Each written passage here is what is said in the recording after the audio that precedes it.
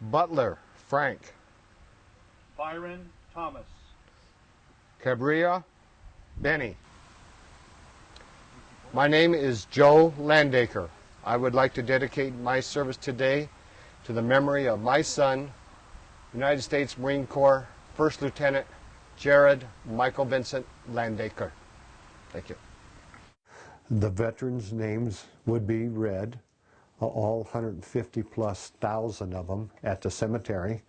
Jared is but one of those, and I wanted the opportunity to read his name to be part of that ceremony.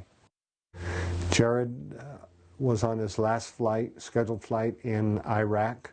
He had just completed a casualty evacuation from the battlefield where he brought 3 injured personnel to Balad Hospital, and he, along with his female pilot, Captain Jennifer Harris, were on their way back with their crew when they were called back to the hospital to pick up a box of blood to take Fallujah. They picked up the blood, and while en route, they were ambushed with small arms.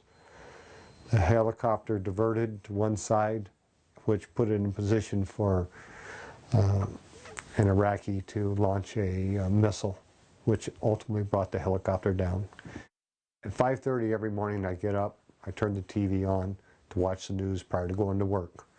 I did on that day of February 7th of '07, and I was immediately learned that a helicopter had gone down, a CH-46 in fact, the same kind of helicopter that Jared flew. I continued to watch the news. I believe at that time they did say that all 7 on board had died. I waited for hours to hear from Jared to see that he was okay. I had heard before when a helicopter went down, and he was able to notify me within about an hour and a half that he was okay. In this particular incident, I waited all day along with his mother, and the word never came until about 4:15 on the afternoon of February 7th. We were notified by a Marine Corps captain, a chaplain, and a first sergeant that Jared had perished aboard the helicopter. The whole world just shattered. It brought me to my knees, began to cry, hold his picture, or held on to his picture. Just couldn't believe that we had lost our son. And